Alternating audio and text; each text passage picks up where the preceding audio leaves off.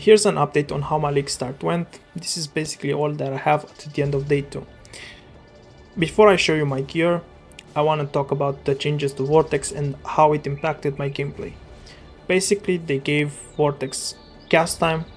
It bothers me, but it's really not that big of an issue because my clear speed is mainly from Profane Bloom and Vol Cold Snap.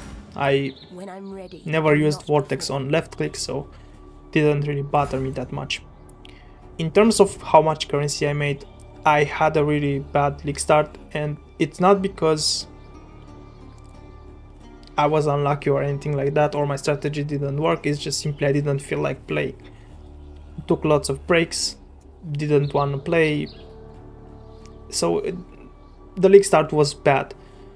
But with all of that, I still managed to acquire a lot of currency. In the first day, I made like 20 divs. I had like 20 divs at the end of day 1, and in day 2, I made probably like 20 to 30 divans, but not much because I spent a lot of time procrastinating, and I also changed my build. I changed my build because I wanted a build that can function well without having to use a Mage Blood. Previously, it didn't bother me because I would anyway get a Mage Blood within the next 2 days. But this time around, I really wanted to do that and spent a lot of time PvPing and also procrastinating because I didn't feel like playing. The changes that I did was to no longer use Determination, go for Grace, and use Vitality together with these nodes right here, Surge of Vigor, and Vampirism with damage recouped as life, and Life Regenerate Mastery. I also took this Arcane Capacitor for more mana reservation efficiency, and took this node right here, and some maximum life, mana regeneration, and life recovery. I also took these nodes right here that gives me spell suppression and evasion. The reason I did that was because when you play Cold Thought, you don't really have a lot of ways to recover your life. You can see that I have 585 life regen per second, which is quite a lot, but usually you don't have any life regen if you don't take these nodes, and it's quite difficult, especially if you're using an instant life recovery flask. It's very difficult for you to actually sustain a long boss fight, for example the Vorana. I want to show you my gear and then I will leave you with the Vorana boss fight. So keep in mind, expensive things in this build is going to be the gems mostly, because I have Enlighten 4, I have Empower level 4. I no longer went to rush the amulet, the wand, and the shield, mainly because I didn't care about them, and I also didn't have the currency to do so. Again, compared to other leagues, this time I played a lot less and didn't really try hard, to be honest. What's important here is to have Grace, Vitality, and Malevolence linked to Enlighten. You don't really need Enlighten level 4, but you can just drop a few levels on Vitality or no longer use Defiance Banner if you only can afford Enlighten level 3. So here are the gems: Empower, Efficacy, Awakened, Control Destruction 5, 2120 Vortex, Creeping Frost, and Awakened Elemental Focus level 5. Vol Cold Snap 2120, Efficacy, Elemental Focus level 5, Bone Chill. And here you have Shield Charge, Steel Skin, Elemental Focus, Faster Attacks, Elemental Weakness, Faster Attacks, Frostbite, Flame Dash, Defiance Banner. Here's my gear. It's not really that great of a gear, but it's good enough. So what I'm looking for, just Spell Suppression, Chaos, and the Resistances. The Implicits were probably the most expensive part for this piece of gloves. And here I prioritize the implicit of physical damage taken as chaos or as an element.